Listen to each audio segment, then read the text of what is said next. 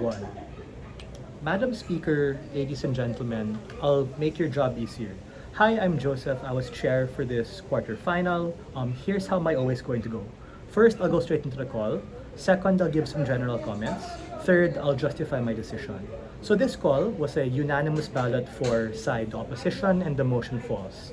General comments. Number 1, we feel like to a large extent, side government lacked in terms of level of engagement and in terms of evolution of their case line.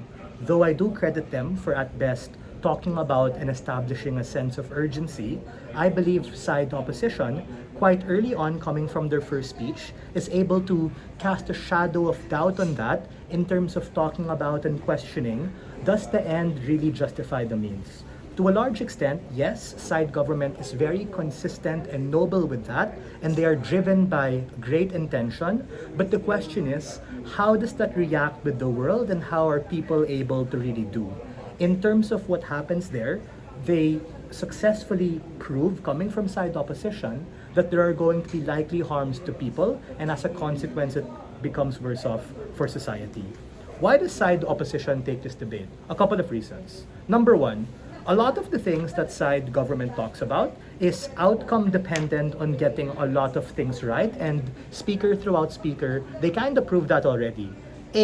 On this idea of telltale signs and the vibe check, which is really a heart of the government case, side opposition successfully casts a shadow of doubt when they talk about being able to find the murderers and serial killers end up being the minority of instances. So even if you are able to, let's say, get that correctly, the harm is that in the majority of instances where people are severely and negatively affected, because side government does characterize them to be imprisoned, not being able to get a job, and getting potentially wrecked, it becomes kind of harmful to those particular people, and the benefit that you get coming from certainty from side government does not take into account the majority of collateral damage and harms that happens to the people who are hurt.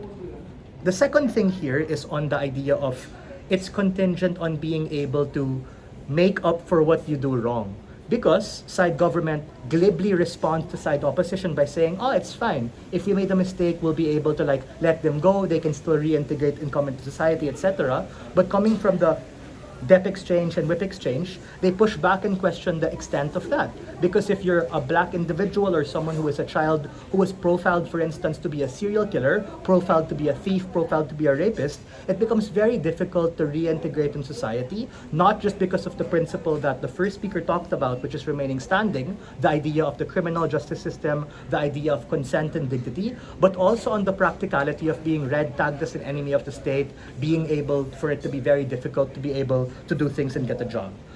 The last idea here is really on evolution of case line and degree of responsiveness, because I'm pretty sure we're aware that in AP debating, it's about building your own positive material, but also taking down the material of others. And I feel like to a larger extent, side opposition was able to respond more in terms of what they had throughout the case. But at best, what side government consistently does, and we commend them for it, is establishing a true sense of urgency and impact. Because a lot of their cases really contingent on their mech working, which to a large extent was consistent but underbuilt. And secondly, in terms of capacity to be able to weigh, are we really able to live in a world where their model comes into fruition and a lot of these things happen?